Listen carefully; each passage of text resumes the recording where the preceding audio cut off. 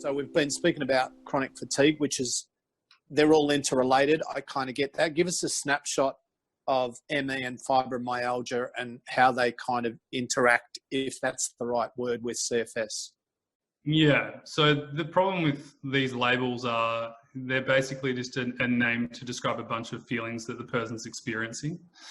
And so ME was kind of used to make chronic fatigue syndrome, I guess, a more powerful statement to the public and the world, because chronic fatigue, everyone's like, oh, I'm tired, you know, and it kind of disregards how bad it actually is to experience chronic fatigue syndrome. So that's kind of that. Fibromyalgia is basically chronic pain. So not acute pain where you roll your ankle or you tear your bicep off your bone from weightlifting. Chronic pain, the pain that lingers for a long period of time. And same thing with chronic fatigue syndrome. It's a chronic condition. So it's a 6 month plus condition. It's not like, oh, I feel tired for 2 weeks and now I'm fine. It's like, no, you know, your symptoms have to persist for more than 6 months to be diagnosed with chronic fatigue syndrome. And fibromyalgia is much more a chronic pain, you know, widespread pain sensation in your body for a long period of time. Like it's an unexplained pain, basically. I'm not sure, obviously, which is why I'm asking the question, but it seems to me with fibromyalgia, it's quite inflammatory. And also we know that sugar causes inflammation, and I'm not an advocate for keto or paleo or anything. I'm just a curious mind. Is there any evidence to say that like a really low sugar, low starch, low refined carb diet has some positive relationship with fibromyalgia? For sure. We've got to look at the factors that are causing inflammation. Stress is the first one. If your nervous system is just on fire all the time, your body's not regulating and spending all its time trying to just be in flight and fight. So calming the nervous system down usually is the first point of call.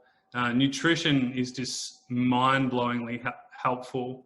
But the funny thing is, even with nutrition, we complicate it and we just put all our eggs on the one basket and we think once we get this diet, it's going to fix our problems, yet we're still not having a multifaceted approach. And the stress of the diet in itself is actually making it worse than the benefits that the diet would give you in the first place. And so one of the things that we teach our clients is the non-diet, basically making sure that we're having whole foods, balanced protein and low GI carbohydrates, not no carbohydrates, to balance your blood sugar levels, to give you the energy to keep going. Your body needs as much fuel as possible to help your body heal.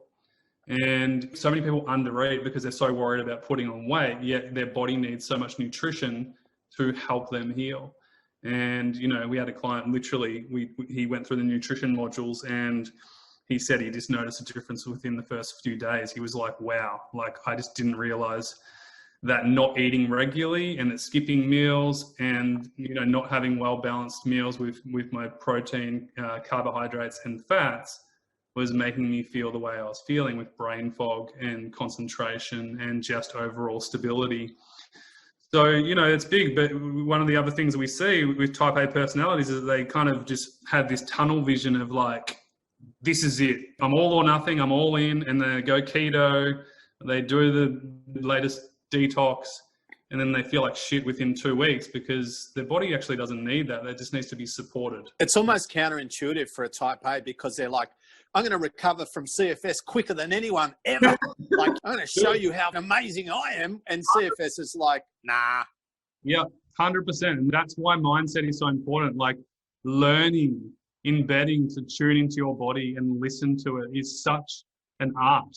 It's an art. It's a dance. You know, like this is what we teach. It's not like this linear approach where, you know, you get it, you embed it, and you're good to go. It's really coming back into yourself and then learning and feeling that versus, like you said, having that FU mentality of like, come on, just get on with it. You know, we need to restore first before we start to kind of exert energy working in and working out. And so that's a big philosophy that we've embedded in our program, is having working in restorative, rejuvenative activities for yourself that is going to give you energy versus expelling energy. And typically 90% of the people that we work with need that first. They're so used to pushing themselves and having these pushing and crashing episodes that they need to kind of level out and build a baseline that's going to give them the foundation to build their dream house on, and then go and do what they want to do. And so there's this integration phase through recovery that, yes, once they get the house, then, you know, like I said, the clients who've been with us for 6 to 8 months are now starting to look out the window and go, oh, I can't wait to create the life that I want. And then they start to think about their career, business, marriage, partnership, whatever it is.